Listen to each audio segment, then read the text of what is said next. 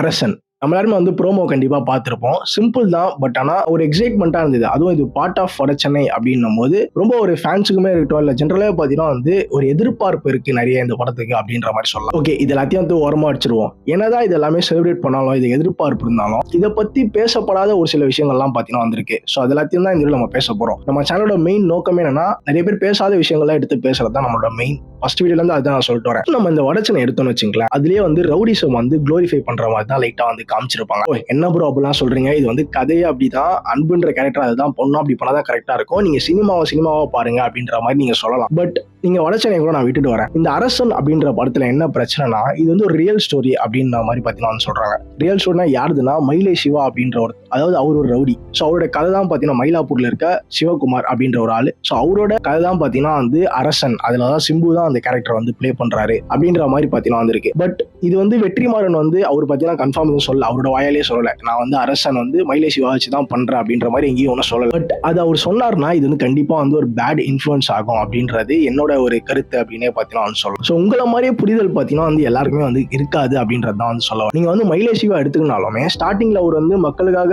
ஸ்டார்டிங்ல இருந்தே போராடி வந்து ஒரு ரவுடிசம் அவர் வந்து ஆகல.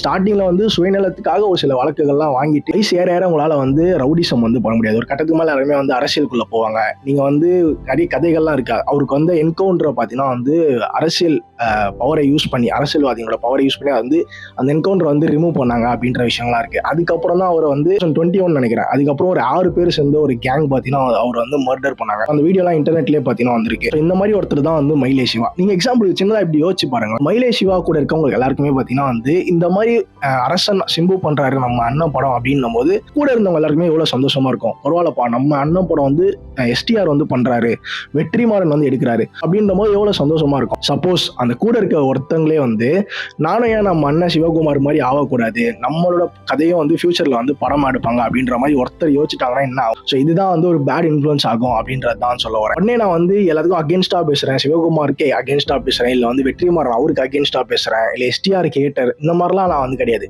நான் வந்து நியூட்ரலா என்ன சொல்ல வரேன் அப்படின்னா, வெற்றிமாறன் வந்து அந்த சினிமா மூலியமா அந்த கதையை வந்து கன்வே பண்ண வராரு, ஒரு சினிமாவை தான் சொல்ல வராரு. பட் ஆனா லைக் ரெண்டு சைடும் இருக்கும்ல. ஒரு சைடு வந்து நம்ம புரிதலோட இருக்கவங்க வந்து அது சினிமாவா பார்த்துட்டு போயிடுவாங்க. இன்னொரு சைடு வந்து அதையே பண்ணணும் அப்படின்னு நினைப்பாங்க. ஸோ இந்த சைடு இருக்கவங்களையும் நம்ம வந்து யோசிக்கணும் அப்படின்றது தான் இந்த ஒரு வீடியோ. உங்களுக்கு ஏதாச்சும் நான் சொன்னதுல ஏதாச்சும் உங்களுக்கு வந்து கருத்து இருந்தது அப்படின்னா வந்து அதை கமெண்ட்ல சொல்லுங்க. நீங்க என்ன சொல்றீங்க அப்படின்ற கமெண்ட்ஸை நான் வந்து எதிர்பார்க்குறேன்.